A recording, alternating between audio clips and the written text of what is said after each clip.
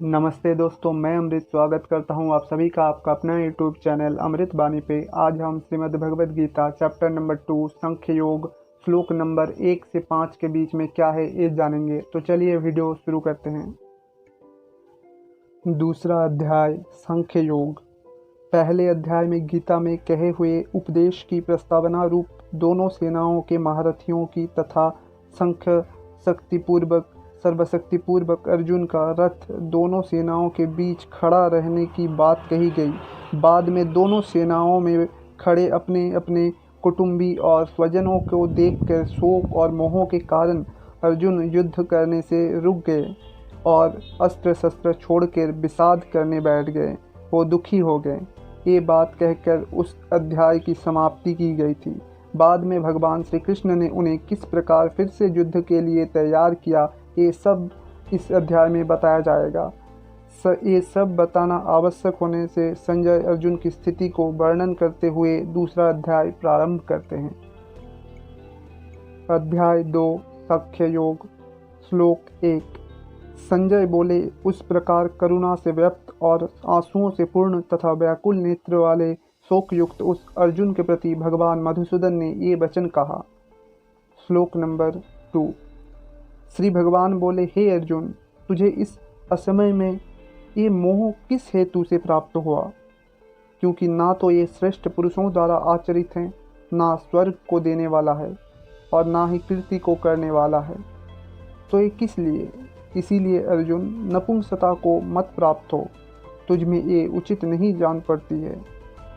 हे परंतप, हृदय के तुच्छ दुर्बलताओं को त्याग करके युद्ध के लिए खड़ा हो जा। यानी यहाँ पे श्री कृष्ण अर्जुन को कह रहे हैं, क्योंकि अर्जुन अपने स्वजनों को, अपने परिजनों को देख के वो दुखी हो गए और अस्त्र को त्याग कर दिए। और इसी रणभूमि में श्री कृष्ण ने इसीलिए अर्जुन को कह रहे हैं, अभी श्री कृष्ण अर्जुन को उत्साहित कर रहे हैं युद्ध के लिए कि ये पुरुषों को कभी शोभा नहीं देता, ये वीर पुरुषों को कभी शोभा नहीं देता कि वो अपना अस्त्र त्याग कर दे रणभूमि में। और यही बात वो आगे भी बताएंगे अर्जुन को विस्तार में। और इसका द्वारा वो अर्जुन को उत्साहित करने वाले हैं, युद्ध के लिए तैयार करने वाले हैं। तो वही हम आगे जानेंगे। श्लोक नंबर 4। अर्जुन बोले, हे मधुसूदन, मैं रणभूमि में किस प्रकार बाणों से भीष्म पितामह और द्रोणाचार्य के विरुद्ध लड़ूंगा, क्योंकि ये अरिशुदन वे दोनों ही पूजनीय हैं। यानी अर्जुन यहाँ पे बोल रहे हैं कि मैं कैसे अपने परम पूजनीय भीष्म पितामह के खिलाफ हथियार उठाऊंगा, कैसे लड़ाई करूंगा मैं उनके खिलाफ, कैसे मैं गुरु द्रोणाचार्य जो मेरे गुरु हैं, जिनसे मैंने पूरा अस्त्र विद्या सीखा है, उनके खिलाफ मैं कैसे लड़ पाऊंगा। वो मुझसे कहीं ज़्यादा काबिल हैं और मुझसे कहीं ज़्यादा शक्तिमान हैं। मैं कैसे उनसे लड़ूंगा? और उनसे लड़ना कभी भी मुझे शोभा नहीं देगा, क्योंकि वो मेरे परिजन हैं। और यही बात कह के अर्जुन यहाँ पे और भी ज़्यादा दुखी हो रहे हैं। श्लोक नंबर 5। अर्जुन कह रहे हैं भगवान श्री कृष्ण को, इसीलिए इन महानुभाव गुरुजनों को ना मार के मैं इस श्लोक में भिक्षा का अन्न भी खाना कल्याणकारक समझता हूँ, क्योंकि गुरुजनों को मारकर भी इस लोक में रुधिर से सुने हुए अर्थ और काम रूप भोगों को ही तो भोगूंगा। तो मैं ये नहीं करूँगा मधुसूदन।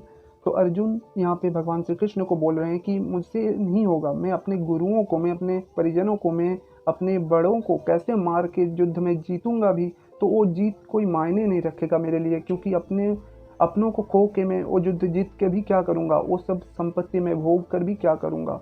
ये अधर्म है और मैं ये नहीं करूँगा। अर्जुन यहाँ पे मोह युक्त होकर श्री कृष्ण को यही कह रहे हैं। अगले एपिसोड में हम जानेंगे भगवान श्री कृष्ण कैसे अर्जुन को उत्साहित करते हैं और कैसे अर्जुन के मोह को त्याग करवाते हैं और युद्ध के लिए उत्साहित करके उनको युद्ध के लिए तैयार करते हैं।